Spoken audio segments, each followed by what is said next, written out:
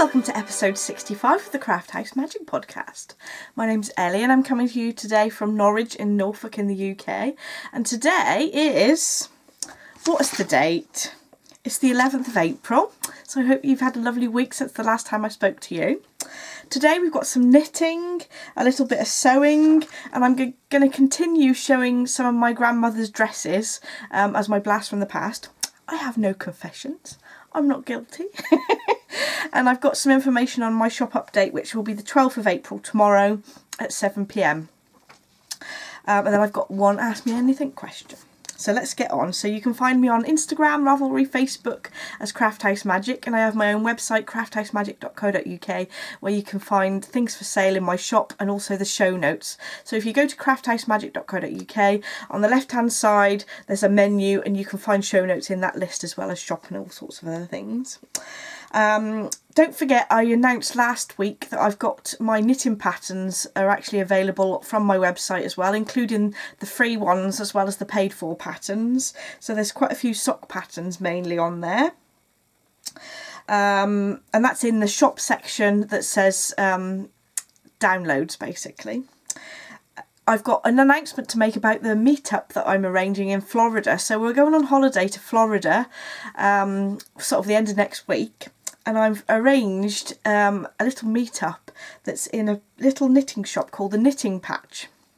I've opened a group on the Ravelry page, where we're chatting over there about where we're meeting, and there's a full address of how to get to this place. And I've decided that the 2nd of May at 11 o'clock is where we're going to meet. I did change it because I'd made a mistake, because Peggy had said that she can't make any other date except the 2nd and 4th, and I read it as the opposite way around. So I'm going to try and arrange it for the 2nd of May, but I did originally say the 24th of April. So if some of the people can't make it for the 2nd of May, maybe I could do 2, we'll see. But at the moment, the 2nd of May at 11 o'clock is going to be where the meetup in Florida is. So I hope some of you can make that. I know that 3 people have sort of replied so far, but do let me know if you are going to come, so I know who's going to be there. So that's what's going on at the Ravelry group at the moment. We've also got a Shawlalong going on in the Ravelry group, where I'm doing a sort of knit along with Caroline from the Love to Sew podcast. Hi Caroline! And we're knitting shawls or crocheting shawls that you've either started just now, or as long as you've got under 50% done, come and join us anyway, and you can finish them off over in the discussion thread. When we've sort of come to the end of the knit along, we're going to open up the finished objects thread over in Caroline's Ravelry group, but I'm thinking this will go on till the end of May, so we won't open that up just yet. Well, she may have done, I haven't checked. So let's get on to the good stuff. So I'm going to start with the knitting as per usual. I have a finished object. These are my Christmassy socks, which I started over Christmas. So these are from Giddy Yarns, and they're knitted from Grandmother's Christmas Tree colourway for the main colour here. And it's a self-striping yarn. It comes from the most gorgeous Gobstopper ball, and I've got a bit left, so I might be able to get another pair out of there, because it was 100 grams. But I'd done them as sort of afterthought heel socks, and I've cut in the heel and added a little red heel there to finish them off, and I think that red goes really nicely with those socks, and I think that looks nice and Christmassy and nice and bright and colourful too. So I finished those off. I just basically did a true afterthought heel where I cut into the yarn in one place, unravelled it so it's halfway around the foot, and then I knitted basically like a sort of toe, like a wedge toe version, but in place of a heel, if that makes sense. I did pick up a couple of extra stitches on either side of the heel, just as I knitted the first round, and then I started decreasing after 2 rounds of just plain knit, so that you ended up with a sort of wedge heel. There we go. So I finished those off. So that's another thing out of my sort of pile of knitting projects that I've got half finished, so that's good. I think the rest of the sock is just basically a 60 stitch sock, and I did a 2x2 rib and then just did a normal wedge toe, and I then measured from the toe where I needed to place my heel to do an afterthought heel. So there we go, one finished object. Hopefully I'll get through a couple more finished things because I've got a lot of things on the needles that I haven't touched in ages, so I need to finish those off. So next on my work in progress, I've been working on my Kyla shawl, and I've done quite a bit actually. It's curling up at the bottom. So it's like a triangular shape at the moment, and it's a lovely, simple, lacy sort of pattern. And this is going to be huge. There's 5 50-gram balls that are required for the pattern, and I'm just on the second ball. And I think you can see where I've just joined the second ball here. So I've got a long way to go. But it's huge already. So there we go. I'm really enjoying knitting that. So the pattern is the Kyla shawl by Isabel Kramer, and the yarn I'm using is the Garthanor Ronus, and it's a lovely sort of natural non-superwash yarn. But I think if you're very sensitive to sort of natural non-superwash yarns, this might be a little bit itchy, but I think that I'll be okay. I did talk about when me and Claire were at the Edinburgh Yarn Festival feeling the shawls against our neck to make sure it'll be okay. So that's my project number 1 that's on the needles. Second project is my Afterthought Everything socks. So I don't think I haven't knitted much on these since the last episode. So I'd knitted a giant tube, which I've got folded over there. And I just finished off by trying to find the position where I'd started so that I'd end up with matching socks. And I ended up, I think, with 1 stripe's worth of yarn left, which I put on my magic knot ball of yarn, which I'm going to use for some crochet project in the future. So I've managed to get that. So that's going to be a sort of matching pair of socks there. You can see how the stripes are going to match if I cut it correctly. And I've marked halfway through.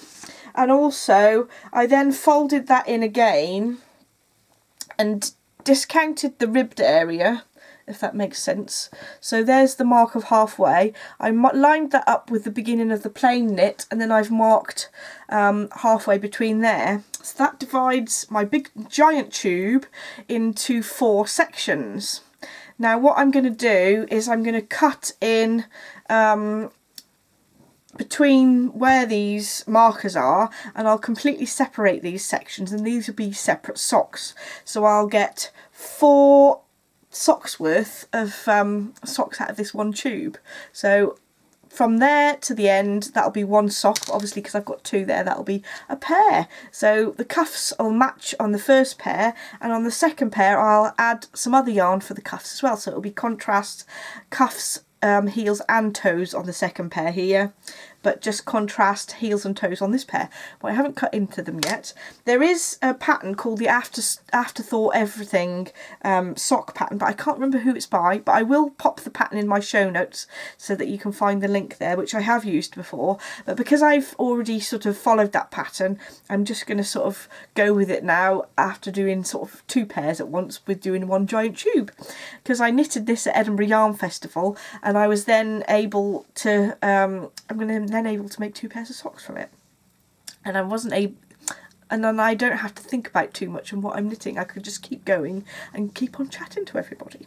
So I forgot to say, those of you who didn't watch the last episode, but this yarn was dyed by my lovely friend Lorraine, and she did a beautiful gobstopper ball for me in this beautiful self-striping yarn, and it's in a sparkly base. Isn't that lovely? Thank you, Lorraine. So I'm hoping to use this for the contrast heels and toes for 1 pair, and then I did pick a grey that goes for the second pair. So it's matching socks for me and Adam for next year's Edinburgh Yarn Festival, I think. Oh dear. So that's my second project on the needles, and I did cast a third thing on. Now I've had this yarn from Twisted Lemone for quite a while, and I've been saving it. So it's a lovely gobstopper ball, and it's got stripes of this gorgeous pink with some speckles of neon colours in there, and the colourway is called Neon Splash Pink, and that's from Twisted Lemone. And there's a little card. So that's what her logo looks like, and I picked this up on a shop update, I think it was last year. It seems ages ago, and I'd been sort of thinking, oh, it's so beautiful, I can't use it. But then I wanted to go to the cinema, and I needed some cinema knitting. So on the way to the cinema, I basically knitted half of the cuff so that I was almost ready to get on to the plain knitting, because I can knit a 2x2 rib in the cinema, but I keep saying cinema, really posh. Oh dear, cinema. But it is, I have to sort of think about what I'm knitting, whether it's a knit or a purl, if that makes sense. And I can sort of feel what I'm doing, but it distracts from the film. But I did manage to finish that rib off and then start on normal stocking stitch while we were watching. We went to see Captain Marvel, if anyone's interested in seeing. I loved all the 90s references, so you have to go and see that if you're a 90s child like me. So I've got these beautiful, beautiful stripes coming up. And I've just got to the point there where I think I'm going to introduce a heel flap, but I haven't decided on my contrast colour yet, so we'll see. But that will be some good sort of cinema and TV knitting if I need to concentrate on the programme. But isn't that lovely? Anyway, right, that's all my knitting projects that I have on the needles, but I do have some plans. So I mentioned on the last episode that I was going to cast on the Vertices Unite shawl, because obviously if we're doing a shawl along, I need to cast on 2 shawls. So with the Kyla shawl, I needed a second one. So I've been carefully picking out some yarns that will go with my Vertices Unite. See if I can hold all 5 of these up at once. So these are the colours I've chosen out of my own hand-dyed yarns. So let's go through what the colourways are. This one on the left is like a very pale coral with some bright speckles of a turquoise colour. This one's called Only You. Oops, I think I might have to do these one at a time because I'm going to drop them. So this one's Only You. So it's the coral with the bright speckles of turquoisey blue in there. And then I've got Here Comes the Rain Again, which I designed this ages ago, but I think that tends to go with lots of things, and I might even do a cardigan in that separately. So that one is Here Comes the Rain Again. And then I've got a nice tonal dark grey, and this one's called Living on a Prayer. Obviously that's after the Bon Jovi song, and you always have to have Bon Jovi colourways. I should say who these singers are as well. So Only You is named after the song by Yazoo, and this is one of my Christmas sort of advent calendar colourways from last year. It's not actually Christmassy themed, but it was one of the 12 Days of Christmas that I designed for this year, just gone. And I did originally pick out the Flying Pickets version, but I think the Yazoo version is better, so I'm going to say that it's named after that. The song that this one was inspired by is Here Comes the Rain Again by the Eurythmics.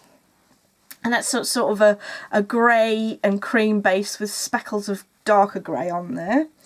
Then we have Living on a Prayer, which is obviously Bon Jovi, and that's a dark grey tonal. That video was mostly black and white, and it really made me think of a nice dark tonal grey. And then I have You Can't Hurry Love by Phil Collins, and that's a slightly darker corally pink with speckles of grey in there. And I just love this with the grey together. To be honest, I love these all together, but those two, I think there's some sort of stripes where you do two rows of one colour and 2 rows of another. I think that'll be lovely in my Vertices Unite. And lastly, I've got Dress You Up, and this was inspired by the Madonna song Dress You Up in My Love. So there we go. So those 5 are going together. I find it really difficult to select 5 yarns to put into a shawl, really, so it took me a while, but I'm really pleased with what I've come up with so far, and I'm going to be casting on the Vertices Unite. So I think this is an absolute rubbish printout, but I've printed out the pattern so far, and it's sort of a modular shawl, and there's 2 sizes, and I think I'm going to go for the huge one because you have to have a big shawl. So that's my knitting section. On to the sewing section. So I'm afraid these items aren't completely finished, so Barbara's not demonstrating them at the moment because she'd get some pins stuck in it. So I'll show you the first one. So I've got 2 half-finished garments. So these fabrics I'd picked up from a shop called Spoonflower online, and you can basically you can design your own fabrics, but this was designed by somebody who posted their photograph on Spoonflower already, and that's a beautiful sort of a dark grey background. Let's see if I can focus on it. There's actually a crow on this, but it's difficult to see. There's a little crow, and then there's some moths on there as well. And this pattern that I've chosen is called the Agnes t-shirt by Tilly and the Buttons, and I found that this is quite a nice staple pattern that I can make quite a few of, and I thought because this is quite a nice fabric, I wanted to showcase the fabric rather than having a lot of detail on it. So I've decided to make an Agnes from these. So there's my first one, and you can see that I've got pins. I don't know if you can see, but I've got pins holding the hem on the sleeves and also the bottom as well, because I haven't finished the hemming yet, but everything else is done, and I have pinned it up ready, so it shouldn't take too much time to finish these. And the second, again, that's another Spoonflower print, and I fell in love with this one. This is the one that really drew me to ordering from Spoonflower, with these beautiful flowers with the butterflies on as well. I've tried to fussy cut the fabric so that it didn't have like a flower on each boob, which would be very unfortunate. And again, I've got the hems are pinned up ready to do on my cover stitch machine. But they're a nice plain style t-shirt that makes the most of the beautiful print of the fabric. So I've made 2 of those, and obviously I need to get these finished for my holiday next week, so I better get a move on. So that's my sort of sewing for this time, but I thought I'd talk about the blast from the past. So last episode I talked about how I'd inherited some beautiful handmade dresses that my auntie had made for my grandma. And they've basically been in the wardrobe for 40 years. And I'm showing you one each week as a sort of blast from the past. Even though normally a blast from the past is something that I've made. So after I showed the last episode, a lovely lady called Elizabeth had actually found the pattern that it was from last week's episode. So this is the dress that I showed last week. And I just love these fabrics, it's really lovely. And Elizabeth found that the actual dress is the 3833 Simplicity pattern, and I'll pop a picture of the actual pattern, the cover of the pattern, so that I can actually copy this. That was amazing, that's brilliant. So I'm going to, because I'm going to Florida next week, I'm going to see if I can pick up the pattern from there, but if not, I'm going to pick it up from online somewhere. So thank you so much, that's brilliant. And I have another one to show you. So come on Barbara, come and show us the next one. Thank you Barbara. So as you can see, this one's quite 70s. So we've got this huge 70s style collar there, and there's this really nice like faced collar edging. I don't know what you call it. This is what difficulty I was having trying to look up this pattern to see if I could find it. I found a couple of patterns which I'll show you in a minute, which I thought are similar, but it's not quite the same, and I wondered if you guys had ever seen this pattern before. Maybe you've got it in your stash, you could tell me what the number is, that would be brilliant. So it's got this gorgeous like these little cuffs with matching buttons here. And it's quite a nice gathered cuff there, and we've got some darts on the bust and on the waist as well, and it's a beautiful sort of A-line shape. I wish my waist was that slim. And then if we go around the back, you can see that Barbara is a bit broader in the shoulders, so it doesn't fit properly, but it would have zipped up here, and the zip is rather than an invisible zip, there's an enclosed zip instead. But I thought that was a really lovely shape. I'm not quite sure whether this is sort of my style, but you could totally get away with wearing this these days. And I love the shape of the skirt. It's a really nice A-line. It's a similar length to the skirt on the last dress I showed you. So she's obviously, my nanny obviously liked that sort of style dress, but isn't that lovely? So I'm not quite sure what the fabric, it appears to be some sort of polyester fabric, but I couldn't tell you exactly what it is. And it's got a sort of a waffly woven texture in there. This one isn't lined, and this one hasn't actually been overlocked either, but it's been carefully hand stitched on the hem. So I don't think she always had access to an overlocker, so not all the dresses are finished in the same way, but they're all nicely hand stitched on the hems, so you can't see the stitching at all, which is lovely. So I thought I'd just show you that one. Thank you very much, Barbara.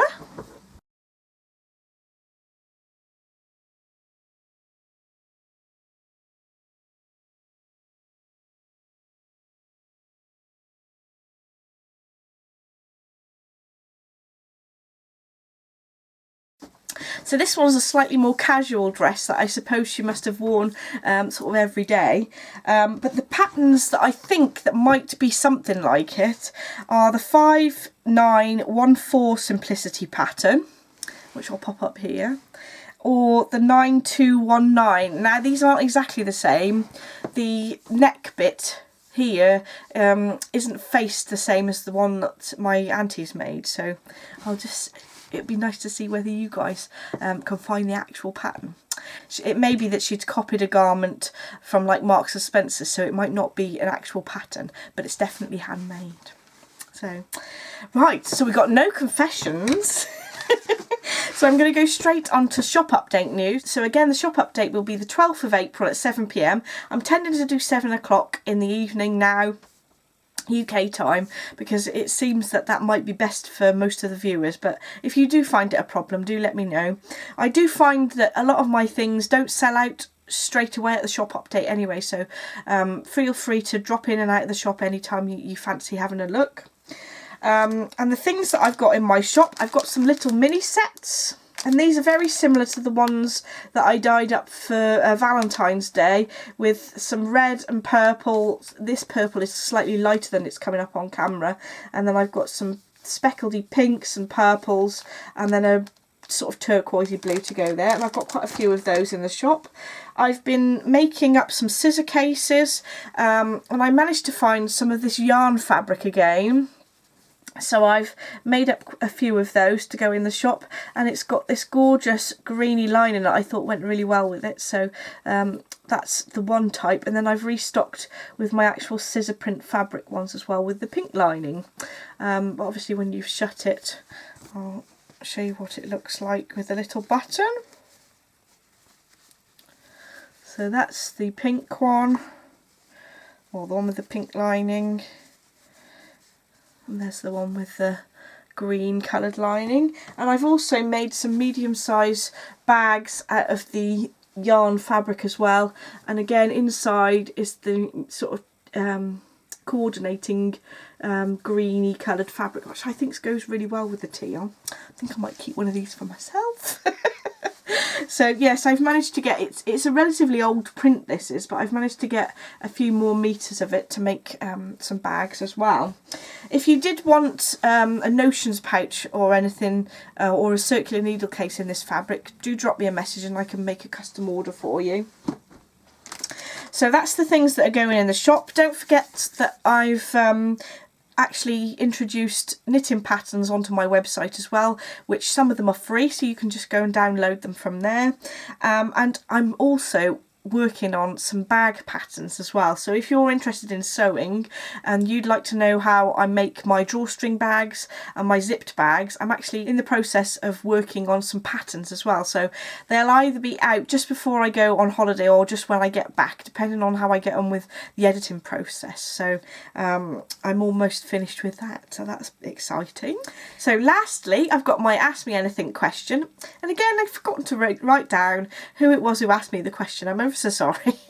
But the question is, what cable length do you use while knitting jumpers? Now, I think it does depend on whether you're doing a sort of top-down jumper when you're knitting all the way in the round down the body, or whether you're going to do it in pieces.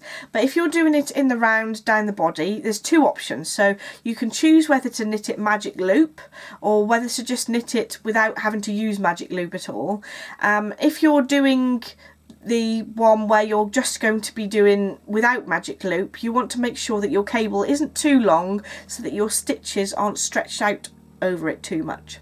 So if you started around the neck, you might want to actually change your cable length from the beginning of the garment to when you split off for the body. So for the body section, you want to have it the the width of where you're knitting for, or slightly smaller so that the stitches aren't stretched. But if you're knitting something in magic loop, you can get away with a much larger cable. But I do prefer to use smaller cables so that the cable doesn't sort of fling out everywhere while you're knitting it. So I hope that makes sense. Thank you so much for watching the podcast, and don't forget to like and subscribe if you want to see more. And I'll hopefully catch up with you next week. And I think next week's going to be the last podcast before I go away on holiday for a couple of weeks. So I hope to see you then. Bye!